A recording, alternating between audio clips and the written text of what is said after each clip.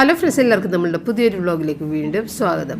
രാവിലെ എഴുന്നേറ്റപ്പോൾ ഇന്ന് കേട്ടത് കുയിലിൻ്റെ പാട്ടാണ് കേട്ടോ. വളരെ മനോഹരമാണ് കുയിലിൻ്റെ പാട്ട്. അത് കേട്ട് കുറേ നേരം നിന്നിട്ടാണ് ഞാൻ അകത്തേക്ക് കയറിയത്.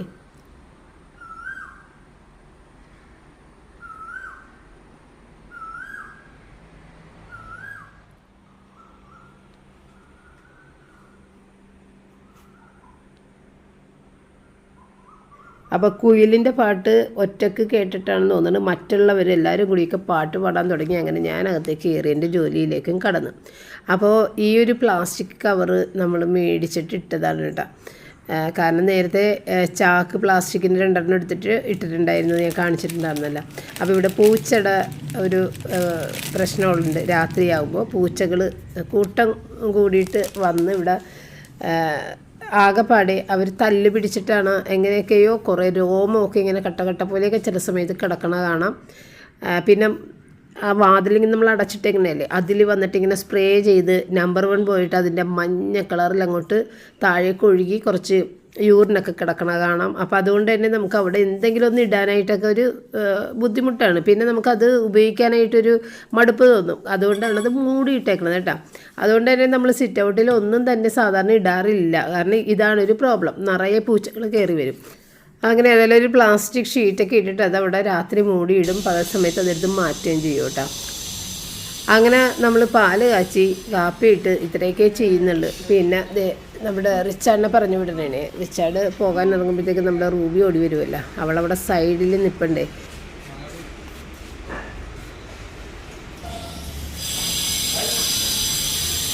അതെ, അമ്മിയുടെ മുത്ത് വന്നേ, അമ്മിയുടെ മുത്ത് വന്നേ, അമ്മിയുടെ മുത്തം വന്നേ.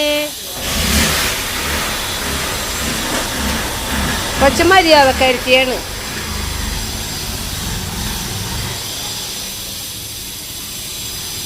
കൊച്ചു വന്നില്ല, കൊച്ചു മര്യാദക്കാരിയാണ്. തത്തുമ്മോ ഇന്നത്തെ പോകാഞ്ഞത് പുറകെ പപ്പയുണ്ടെന്ന് അറിയാം അല്ലേ പുറത്ത് അല്ലേപ്പാ? കൊച്ചു പോയില്ലേ ഇന്ന്? കൊച്ചകത്തോട്ട് പോന്നെയാണ്, കൊച്ചകത്ത് കയറാൻ. നല്ല കൊച്ചു, നല്ല കൊച്ചു. അപ്പോൾ ഈ ഒരു ഗ്രൗണ്ടിലെ പണിയുടെ ശബ്ദമാണ് കേൾക്കണത് കേട്ടോ.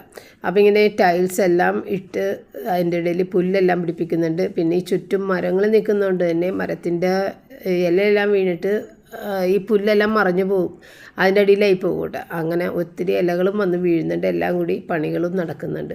അപ്പോൾ ഇന്ന് ഉച്ചക്കുള്ള നമ്മുടെ കറിക്ക് വേണ്ടിയിട്ടുള്ള പച്ചക്കറികൾ ഫ്രിഡ്ജിൽ നിന്ന് എടുത്ത് വെച്ചതാണ് കേട്ടോ. പിന്നെ റൂബിയുടെ ചിക്കൻ അവിടെ ഇത്തിരി ഇരിക്കുന്നുണ്ട്. അപ്പോൾ വേറെ ചിക്കൻ ഞാൻ വേവിച്ചില്ല. ആ ഒരു ചിക്കനും ഈ ഒരു മുട്ട 2 മുട്ടയുണ്ട്, അതും കൂടി ചേർത്തിട്ട് ഇന്നത്തെ ഫുഡ് കൊടുക്കാമെന്ന് വെച്ചു. തത്തമ്മോ തത്തമ്മോ, അമ്മിയുടെ മുത്തിനെ എന്ത് സാധനമാണ് മമ്മി കൊണ്ടുവന്നത്? പൊട്ടാപ്പ വാ, പൊട്ടാപ്പ തിന്നോ, നമുക്ക് ഇവിടെ ഇരുന്ന് കഴിക്കാം. വാ, വന്ന് വന്ന് വന്ന് വന്ന് വന്ന് വന്ന്. ഇനി മമ്മി ആ ചിക്കനും കൂടി കൊണ്ടുവന്ന് നോക്കാം. കാരണം ഇനിയിപ്പോൾ പുതിയ ചിക്കൻ എടുത്ത് വേവിക്കണ്ടല്ല. 2 മുട്ടയും ബാക്കി ചിക്കനും കൂടി അങ്ങ് കൊടുക്കാം. ചിക്കനും കൂടി എടുത്തിട്ടുണ്ട്. അപ്പോൾ കുഞ്ഞും മമ്മിയും മാത്രം. എന്നിട്ട് കഴിച്ചിട്ട് ഇവിടെയൊക്കെ തുടക്കാം. അപ്പം എല്ലാം അഴുക്കുമ്പോൾ ഏട്ടാ നോക്കിയിരിക്കണേ, എടുത്തു കൊടുക്കണം കുഞ്ഞിന്. കുഞ്ഞ് കഴിക്കൂല അല്ലപ്പാ, കുഞ്ഞിനെടുത്ത് കൊടുക്കണം അല്ലമ്മ, ഇല്ലപ്പാ. ആ ക്യാമറയുടെ വശത്തുനിന്ന് പോയി ഒരു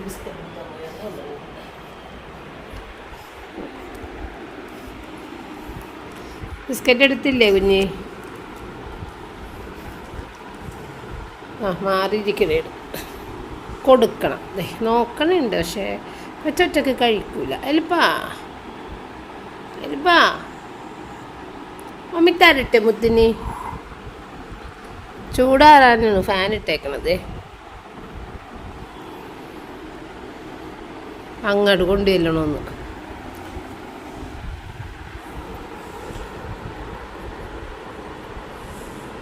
ഇങ്ങോട്ട് വരൂല ആള്. ഏയടി കഴിക്കാൻ പോണേണ് അവിടെ കൊണ്ട്. ഏട്ടാ എങ്കിലും ഇങ്ങോട്ട് വരാത്തത് കണ്ട. എങ്കിലും വരാതെ ഇരിക്കണേ മാറി. എത്ര കൊതിയുണ്ടെങ്കിലും വിശന്നാലും അവിടെ ഇരിക്കും. അല്ലേ മുത്തേ? അമ്മയുടെ മുറ്റിങ്ങോട്ട് വാ, അമ്മയുടെ മുറ്റിച്ചിങ്ങോട്ട് വാ. കണ്ടാ കൊച്ചിന് പൊട്ടാപ്പും സിക്കാപ്പും.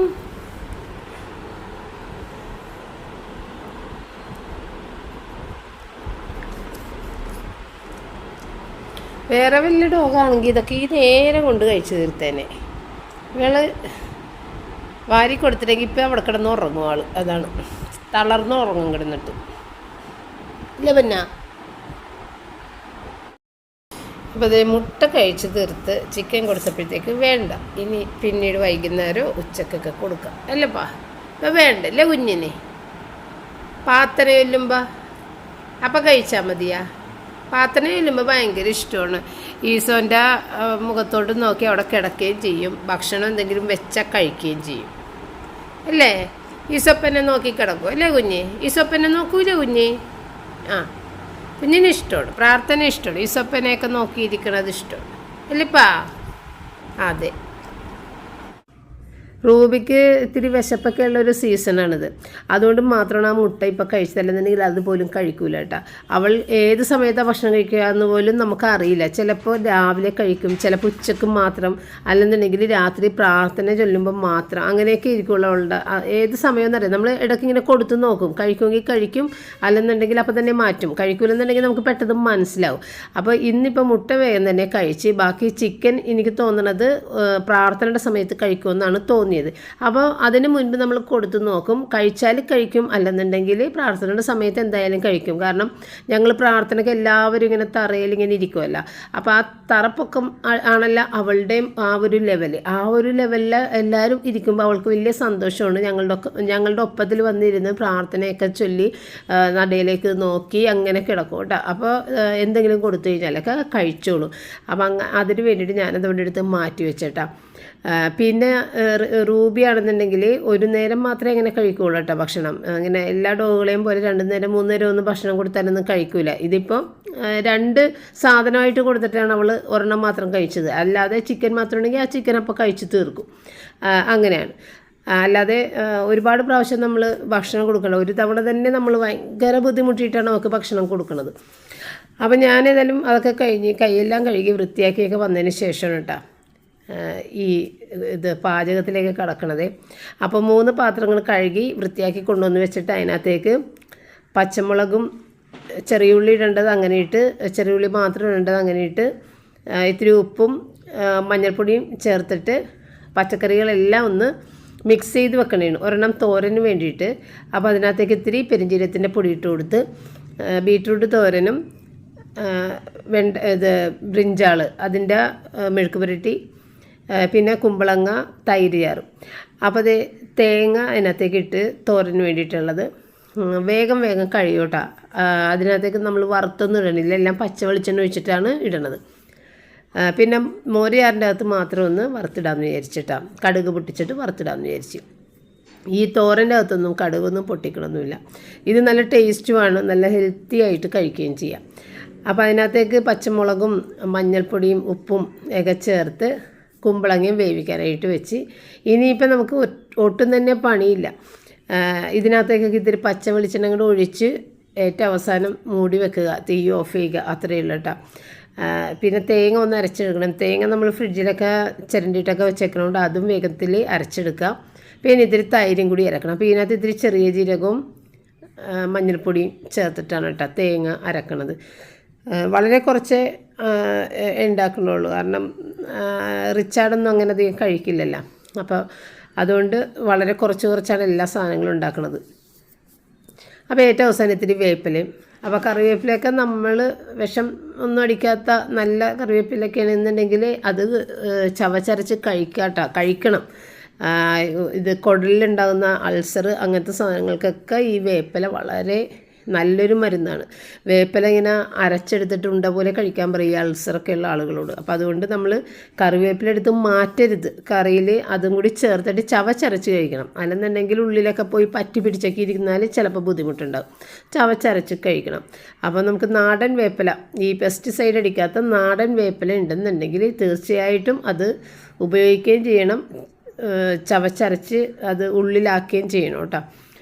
നമ്മുടെയൊക്കെ പണ്ടുള്ള ആളുകൾ ഉണ്ടാക്കി വെച്ചിരിക്കുന്ന പാചകത്തിൻ്റെ ഈ കൂട്ടുകളൊക്കെ ഇല്ലേ, വളരെ ഹെൽത്തി ആയിട്ടുള്ള, നമുക്ക് അസുഖങ്ങൾ വരാതിരിക്കാനും ഒക്കെ ആയിട്ടുള്ള പാചകക്കൂട്ടുകളാണ് നമുക്ക് പണ്ടേ നമ്മളുടെ കേരളത്തിലൊക്കെ ഉള്ളത്. പക്ഷേ അതൊക്കെ നമ്മൾ കാറ്റിൽ പറത്തിക്കൊണ്ടാണ് ഇപ്പോൾ നമ്മളുടേതായ രുചിക്കനുസരിച്ചുള്ള ഫുഡുകൾ ഉണ്ടാക്കി കഴിക്കുന്നത്. അതും പല അന്യ നാടിൽ നിന്നുള്ള പാചക രീതികളാണ് ഇപ്പം നമ്മൾ ഫോളോ ചെയ്യുന്നത്, ഞാനടക്കം എല്ലാവരും തന്നെ. അപ്പോൾ അതാണ് നമ്മൾക്ക് കൂടുതലും രോഗങ്ങൾ ഉണ്ടാക്കുന്നത്. അപ്പോൾ കഴിഞ്ഞ ദിവസത്തെ ഒരു കമൻറ്റിലില്ലേ, ഒരാളൊരു കമൻറ്റ് ഇട്ടിട്ടുണ്ടായിരുന്നു, ലിജി എന്ന് പറഞ്ഞിട്ട്, ലിജി വർഗീസ് ആണെന്ന് തോന്നുന്നുണ്ട്, ഒരു കമൻറ്റ് ഇട്ടിട്ടുണ്ടായിരുന്നു. റിച്ചാർഡിൻ്റെ ഭക്ഷണക്രമത്തിലെ സ്വപ്നം വളരെയധികം ശ്രദ്ധിക്കണം. ഇങ്ങനെ ഭക്ഷണം കഴിച്ചു കഴിഞ്ഞിട്ടുണ്ടെന്നുണ്ടെങ്കിൽ റിച്ചാർഡിൻ്റെ ഹെൽത്തിന് തന്നെ ഭാവിയിൽ അത് ബാധിക്കും. അപ്പോൾ വിവാഹം ഒക്കെ കഴിയുമ്പോൾ ആ പെൺകുട്ടിക്ക് ഒരു ബാധ്യത ഉണ്ടാക്കി വെക്കരുത്. കാരണം ആ പെൺകുട്ടി ഭർത്താവിന് എന്തെങ്കിലും ഒരു അസുഖം വന്നു കഴിഞ്ഞാൽ കുറ്റം പറയുന്നത് അമ്മയെ ആയിരിക്കും. അമ്മ ഫുഡ് കൊടുത്ത് ശരീരം മോശമാക്കി വെച്ചിട്ടാണ് ഇങ്ങനെ ഈ രോഗങ്ങളൊക്കെ വന്നിട്ട് എനിക്കൊരു ബാധ്യതയായത് എന്നുള്ള രീതിക്ക് വരുന്ന പെൺകുട്ടികൾ ബഹളം കൂട്ടും, അമ്മയെ ചീത്ത പറയും എന്നൊക്കെ പറഞ്ഞിട്ടൊരു കമൻ്റ് ഉണ്ടായിരുന്നു. അപ്പം ഞാനത് റിച്ചാർഡിനെ കാണിച്ചു കൊടുത്തിട്ടുണ്ടായിരുന്നു. അപ്പോൾ റിച്ചാർഡ് പറഞ്ഞ്, ശരിയാണ്, എഴുതിയിരിക്കുന്നത് വളരെ ശരിയാണ് മമ്മി, മാക്സിമം ഞാൻ ഒരുവിധം നോക്കട്ടെ, എനിക്ക് ഇങ്ങനെയുള്ള കാര്യങ്ങളൊക്കെ ഒഴിവാക്കി കുറേ വെജിറ്റബിൾസൊക്കെ കഴിക്കാൻ പറ്റുന്ന രീതിയിൽ എൻ്റെ ആ ഒരു ഡയറ്റ് ക്രമീകരണങ്ങളൊക്കെ നമുക്ക് ചെയ്യാൻ പറ്റുന്ന രീതിക്ക് എന്ന് എൻ്റെ അടുത്ത് വാക്ക് പറഞ്ഞിട്ടുണ്ട്. അപ്പോൾ എനിക്ക് ഒരുപാട് സന്തോഷം തോന്നി. കാരണം അതുപോലെയുള്ള ഒരുപാട് കമൻറ്റുകൾ കാണാറുണ്ട്, റിച്ചാർഡിൻ്റെ ഫുഡിൻ്റെ പാറ്റേൺ മാറ്റണമെന്നൊക്കെ പറഞ്ഞിട്ട്. അപ്പോൾ ഇത്തരത്തിൽ കമൻറ്റുകൾ ഇടുന്നത് ഞങ്ങളോടുള്ള സ്നേഹവും ആ ഒരു കരുതലും കൊണ്ടാണെന്നുള്ളത് നമുക്ക് വ്യക്തമായിട്ട് അറിയാം. പക്ഷെ അത് കൺട്രോൾ ചെയ്യാൻ സാധിക്കാത്തത് കൊണ്ടാണ് അവൻ വീണ്ടും ഭക്ഷണം കഴിച്ചുകൊണ്ടിരിക്കുന്നത്. പക്ഷേ ഇതിനകത്ത് ഇവനെ സ്ട്രൈക്ക് ചെയ്തത് എന്താണെന്ന് വെച്ച് കഴിഞ്ഞാൽ അമ്മേനെ ചീത്ത പറയും എന്നുള്ള ഒരു സംഭവമാണ് ഇവനെ സ്ട്രൈക്ക് ചെയ്തതെന്നുള്ളത് എനിക്ക് വ്യക്തമായിട്ടറിയാം. ഏതായാലും അതിനുശേഷം ആൾ റൈസ് കുറക്കണം, ചിക്കൻ ഞാൻ ഒഴിവാക്കാൻ പോണേന്, വെജിറ്റബിൾ കൂടുതൽ ഫ്രൂട്ട്സൊന്നും അങ്ങനെ കഴിക്കാറില്ല ആൾ. അപ്പോൾ ഫ്രൂട്ട്സും വെജിറ്റബിളും ഒക്കെ ഇട്ട് കഴിക്കണം എന്നൊക്കെ എൻ്റെ അടുത്ത് പറഞ്ഞിട്ട് പിറ്റേ ദിവസം തുടങ്ങിയിട്ട് അങ്ങനെയൊക്കെ കഴിക്കാൻ തുടങ്ങിയിട്ടുണ്ട്. എങ്കിലും ഇടയ്ക്ക് ഇനി എങ്ങനെയൊക്കെ ആകുമെന്ന് നമുക്ക് അറിയാൻ പാടില്ല, മനുഷ്യൻ്റെ മനസ്സല്ലേ. കാരണം ഷിപ്പിലേക്ക് പോയി കഴിഞ്ഞാൽ അവർ കൊടുക്കുന്ന ഫുഡ് മാത്രമേ നമുക്ക് കഴിക്കാൻ പറ്റുള്ളൂ. പിന്നെ നമ്മളുടെ ഇഷ്ടത്തിന് കഴിക്കണമെന്നുണ്ടെങ്കിൽ നമ്മൾ നാട്ടിൽ നിൽക്കുമ്പോഴല്ലേ. അപ്പോൾ ഇത്തവണ ഇത്തിരി കൂടുതൽ നാളായിട്ട് റിച്ചാർഡ് ഈ ഒരു കോഴ്സിൻ്റെ എക്സാമിൻ്റെ ഭാഗമായിട്ട് നിന്ന് പോയതുകൊണ്ട്, അല്ലെന്നുണ്ടെങ്കിൽ 2-3 മാസം മാക്സിമം നിന്നിട്ട് അപ്പം തന്നെ പോകുകയല്ലേ, ഇഷ്ടമുള്ള ഭക്ഷണം കഴിക്കുക, പിന്നെ പോയിട്ട് അവരുടെ ആ ഒരു ഡയറ്റിലൊക്കെയാണ് പോകുന്നത്. അപ്പോൾ അതുകൊണ്ട് തന്നെയും ഇത്തവണയാണ് ഇങ്ങനെ കൂടുതൽ ഫുഡ് കഴിച്ചേക്കണമെന്നാണ് എനിക്ക് തോന്നുന്നത് കേട്ടോ. അപ്പോൾ ഇന്ന് 12 മണിക്കുള്ളിൽ തന്നെ നമ്മളുടെ പാചകങ്ങൾ കഴിഞ്ഞ്, പിന്നെ അടിക്കലും തുടക്കലും എല്ലാം കഴിഞ്ഞ് അതിനുശേഷം ഇത്തിരി പൊടികൾ തീർന്നതൊക്കെ, കുരുമുളക് പൊടി, പെരിഞ്ജീരകത്തിൻ്റെ പൊടിയൊക്കെ ഒന്ന് പൊടിച്ച് വെക്കണേന് കേട്ടോ. അപ്പോൾ ഇത്തവണ ഞാൻ കഴുകാതെയാണ് പൊടിക്കണം കേട്ടോ. കഴുകി പൊടിക്കണത് വലിയ ബാധ്യതയായിട്ട് തോന്നി. എന്നാൽ ചെറിയ ജീരകമൊക്കെ ഇത് കഴുകിയിട്ട് അത് ഉണക്കിയൊക്കെ എടുക്കാനായിട്ട് കൊണ്ട് നടക്കണം 2 ദിവസമൊക്കെ. കാരണം ഇത് പൊടിച്ച് വെക്കുമ്പോൾ അല്ലെന്നുണ്ടെങ്കിൽ ഇല്ലേ പെട്ടെന്ന് പൂത്തു പോവും. അപ്പോൾ അതുകൊണ്ട് ഞാൻ പൊടിക്കണത് കഴുകാതെ തന്നെയാണ്. അപ്പോൾ പെരിഞ്ജീരകമൊക്കെ മിക്കവാറും എനിക്ക് ഫുഡിൻ്റെ അകത്ത് എനിക്ക് ഭയങ്കര ഇഷ്ടമാണ് പെരിഞ്ജീരകത്തിൻ്റെ ഫ്ലേവർ. ഒരുപാടാകാൻ പാടില്ല, കുറച്ച്. അപ്പോൾ അതിന് വേണ്ടിയിട്ട് പെരിഞ്ജീരകം കുറച്ച് അധികം പൊടിച്ച്, കുരുമുളകും ഒക്കെ പൊടിച്ചത് അതിനകത്ത് കൊള്ളാത്തത് വേറെ കുഞ്ഞി ഇത് പാത്രത്തിൽ ആക്കിയിട്ട്, ചെറിയ കണ്ടെയ്നറുകളില്ലേ അതിനകത്ത് ആക്കിയിട്ടൊക്കെ വെച്ചിട്ടുണ്ട്. പിന്നെ ഇനി എനിക്ക് ഇത്തിരി വെളുത്തുള്ളി ഇഞ്ചി പേസ്റ്റ് കൂടിയിട്ട് ഉണ്ടാക്കി വെക്കണം. അപ്പോൾ പെരിഞ്ജീരകത്തിൻ്റെ അത് കൊട്ടിയിട്ടാണ് ആ പാത്രത്തിലേക്ക് ഇട്ടേക്കണം. കാരണം എനിക്ക് ചിക്കൻ മാരിനേറ്റ് ചെയ്യണം, അതിന് വേണ്ടിയിട്ട് പെരിഞ്ജീരകം എന്തായാലും വേണം. അപ്പം പെരിഞ്ജീരകവും ഗരം മസാല, മഞ്ഞൾ, കുരുമുളക്, മുളക് പൊടി, ഇത്രയും സാധനം പോരാത്ത പെരിഞ്ജീരകം കൂടി ഇട്ടതാണ് കേട്ടോ. പിന്നെ വെളുത്തുള്ളി ഇഞ്ചി പേസ്റ്റ്, കോൺഫ്ലോർ, ചിക്കൻ, പിന്നെ ഇതിനകത്തേക്ക് ഇത്തിരി ചില്ലി ഫ്ലേക്സ്, ഇത്രയും ഇട്ടിട്ട് നമ്മളിതിനെ മാരിനേറ്റ് ചെയ്ത് വെക്കണതാണ്. അപ്പോൾ ഈ ഒരു ചിക്കൻ ഞാൻ ഉണ്ടാക്കിയ ദിവസം, ഇത് ഉണ്ടാക്കിയതിൻ്റെ തലേ രാത്രിയാണ് നമുക്ക് ആ കമൻറ്റ് കണ്ടിട്ടുണ്ടായിരുന്നു, ലിജിയുടെ കമൻറ്റ്. അപ്പോൾ അതന്ന് രാത്രി ഞാൻ അവനെ എടുത്ത് അത് കൊണ്ടുപോയിട്ട് വായിപ്പിച്ചിട്ടുണ്ടായിരുന്നു. അത് അപ്പോൾ എപ്പോഴും അവൻ ആരെന്ത് പറഞ്ഞു കഴിഞ്ഞിട്ടുണ്ടെന്നുണ്ടെങ്കിലും പുള്ളി എന്തെങ്കിലുമൊക്കെ പറഞ്ഞിട്ട് പുള്ളി ഫുഡ് കഴിക്കണം. പക്ഷേ ഇത് പറഞ്ഞ് പിറ്റേ ദിവസം രാവിലെ കേട്ടോ, തലേ ദിവസം രാത്രിയാണ് പറയുന്നത്. പിറ്റേ ദിവസമാണ് ഞാൻ ഈ ചിക്കൻ മാരിനേറ്റ് ചെയ്ത് വെക്കുന്നത് കേട്ടോ. അപ്പോൾ ഇവൻ വരുമ്പോഴത്തേക്കും ഇവന് ഫുഡ് കൊടുക്കണ്ടേ, കാരണം അവിടുന്ന് ക്യാൻറ്റീൻ ഭക്ഷണം അവന് വലിയ താല്പര്യമില്ല. മീൻ കറിയൊക്കെ ചെയ്തുകൊണ്ട് തന്നെ അവൻ അങ്ങനെ അത്ര ഇഷ്ടമില്ല. എന്തെങ്കിലും വെജിറ്റബിൾ കൂട്ടി കഴിച്ചിട്ട് പേരിനൊന്ന് കഴിച്ചിട്ട് പോരെയാണ്. പിന്നെ അവിടെ വൈകുന്നേരം ചായയും പലഹാരം എല്ലാം ഉണ്ട്. ഈ പൊരിച്ച പലഹാരങ്ങളാണ്. ഇപ്പോൾ ഉണ്ടംപൊരി, പഴംപൊരി, വട, അങ്ങനെ എല്ലാ ദിവസവും മാറ്റി മാറ്റി ഉണ്ടാകും. പക്ഷെ അതൊന്നും അവൻ കഴിക്കാറില്ല കേട്ടോ. അങ്ങനത്തെ സാധനങ്ങളൊന്നും വേണ്ട. അവന് ബജിയൊക്കെ ആണെന്നുണ്ടെങ്കിൽ അവൻ കഴിക്കുകയുള്ളൂ, അല്ലാതെ ഈ ഉണ്ടംപൊരി പഴംപൊരി ഒന്നും അവൻ കഴിക്കാറില്ല. അപ്പോൾ അങ്ങനെയും ഒന്നും കഴിക്കാനില്ല. ഉച്ചയ്ക്ക് ഒരിത്തിരി ചോറ് പേരിനെടുത്തിട്ട് ഒരിത്തിരി കറി കൂട്ടി കഴിച്ചിട്ട് അവനെ കാലത്തെ പാല് മാത്രമാണ് ആൾ കഴിക്കുന്നത്. അപ്പോൾ വൈകുന്നേരം വരുമ്പോഴത്തേക്കും നമ്മൾ ഇത്തിരി നന്നായിട്ട് ഭക്ഷണം ഉണ്ടാക്കി കൊടുക്കണ്ടേന്ന് വിചാരിച്ചിട്ടാണ് ഞാനിങ്ങനെ ചെയ്യണം കേട്ടോ. അപ്പോൾ ഏതായാലും ചിക്കൻ ഫ്രൈ ചെയ്തെടുത്തിട്ടുണ്ട്. പിന്നെ ഇതിൻ്റെ സൈഡായിട്ട് ഞാൻ കുറച്ച് വെജിറ്റബിൾസൊക്കെ കട്ട് ചെയ്ത് വെച്ച്, സവാളയും തക്കാളിയും ക്യുക്കുംബറും ഇത്തിരി ചെറുനാരങ്ങയും ഒക്കെ ഇട്ട് എടുത്ത് വെച്ച് ഇതെല്ലാം സെറ്റ് ചെയ്ത് വെച്ചിട്ടാണ്. അപ്പോൾ ആൾ വന്നു കഴിഞ്ഞിട്ടില്ലേ കഴിക്കാനേ തോന്നണില്ല. അപ്പോൾ ഞാൻ ആപ്പിളൊക്കെ കട്ട് ചെയ്ത് കൊടുത്ത് ചായയൊക്കെ കൊടുത്ത് വന്നു കഴിഞ്ഞപ്പോൾ. പക്ഷേ ഈ എൻ്റെ വിചാരം ഈ ചിക്കൻ കാണുമ്പോൾ അപ്പം തന്നെ വന്നിട്ട് കഴിക്കുമെന്നാണ് ഞാൻ വിചാരിച്ചത്. അങ്ങനെയാണ്, ചായയൊന്നും വേണ്ട എനിക്കിത് മതി എന്ന് പറഞ്ഞിട്ട് അങ്ങനെ കഴിക്കുകയെ. 5:30 മണിക്ക് 5:30 മണി അപ്പോൾ കഴിക്കും. പക്ഷേ ഇതാൾ തൊട്ടില്ല. രാത്രി ഒത്തിരി ലേറ്റായിട്ടാണ്, അതും വളരെ കുറച്ചേ കഴിച്ചുള്ളൂ. കാരണം ഈ കമൻറ്റ് വായിച്ചതിന് ശേഷം ആൾക്കൊരു ചേഞ്ച് മനസ്സിൽ. അപ്പം അങ്ങനെ ഒരു വ്യത്യാസം വന്നിട്ട് എനിക്ക് കഴിക്കാൻ തോന്നണില്ല മമ്മി എന്നൊക്കെ എൻ്റെ അടുത്ത് പറഞ്ഞ്. പിന്നെ എന്നുണ്ടെങ്കിൽ ഫ്രൈഡേ എന്ന് പറയുമ്പോൾ സാറ്റർഡേ സൺഡേ ക്ലാസ്സില്ലാത്തതുകൊണ്ട് തന്നെ ഫ്രൈഡേ ഈ കാറ് വിൽക്കുന്ന കടയിൽ പോയി കാറൊക്കെ പുതിയത് മേടിച്ചിട്ടാണ് എല്ലാ ഫ്രൈഡേ ഈ ആൾ വീട്ടിലേക്ക് വരണത് കേട്ടോ. അതുപോലെ കുറച്ച് കാറുകൾ മേടിച്ച് കൊണ്ടുവന്നിട്ടുണ്ട്. എൻ്റെ റൂബിയൊക്കെ അയക്ക് എന്നെ നക്കണം. ഓക്കെ, ബാക്കിലെ സാധനം കളിക്കട. ബാക്കിൽ കുറേ സാധനങ്ങളുണ്ട്.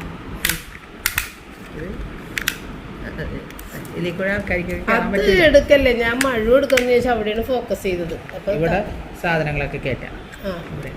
ലാഡർ ഇട്ടുവാണെങ്കിൽ ലാഡർ കയറാം.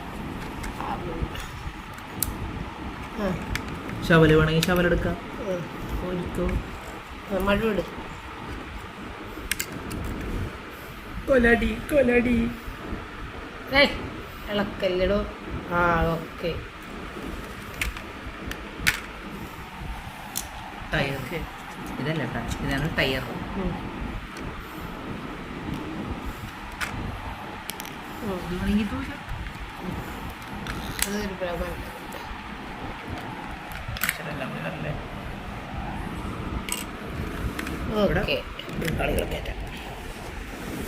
Okay set. ഇനി ചവിട്ടിക്കാനുള്ള സാധനം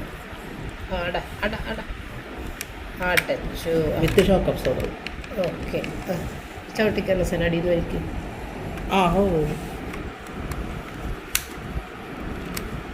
ഓക്കെ, അതിനൊരു ഇതുണ്ട് ആക്കിയപ്പോഴും അതിൻ്റെ ഒരു വശം മാത്രം വന്ന്.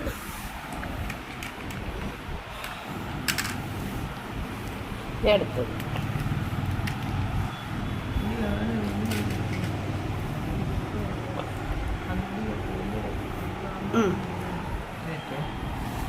ഇതാദ്യം വെക്കണം. കറിയും മാറ്റി വെച്ചേക്കാം. ടയർ കിട്ടട്ടെ. ടയർ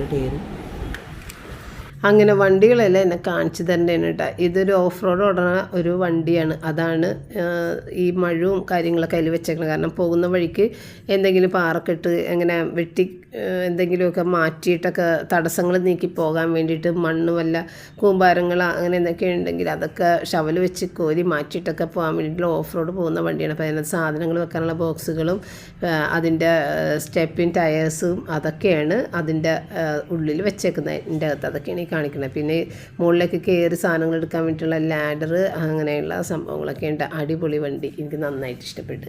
അപ്പോൾ ഈ വണ്ടിക്കൊക്കെ എത്രയാണ് 1400 രൂപ എന്തൊക്കെയാണ് കേട്ടോ. അപ്പോൾ റിച്ചാർഡ് ഏതായാലും പോയി കഴിഞ്ഞിട്ടുണ്ടെങ്കിൽ പിന്നെ ഈ വണ്ടി മേടിക്കലൊന്നും ഉണ്ടാവില്ല. അതുവരെയും വണ്ടി മേടിക്കും എന്നുള്ളത് എനിക്ക് ഉറപ്പായി. എല്ലാ ഫ്രൈഡേയും പോയിട്ട് വണ്ടി മേടിക്കുന്നുണ്ട്. പുതിയ പുതിയ കളക്ഷൻ വരുമ്പോൾ അവരപ്പം തന്നെ ഈ വണ്ടി ഭ്രമക്കാരെ അറിയിക്കും. അവരുടെ ഗ്രൂപ്പ് കാര്യങ്ങളൊക്കെ ഉണ്ട്. അപ്പോൾ അതിലൂടെ അവർ അറിയിക്കുമ്പോൾ ഈ വണ്ടി എനിക്ക് വേണം, അപ്പോൾ തന്നെ ബുക്ക് ചെയ്തിട്ട് പോയി എടുത്തിട്ട് 172 വരെയൊക്കെയാണ് ചെയ്യണത്.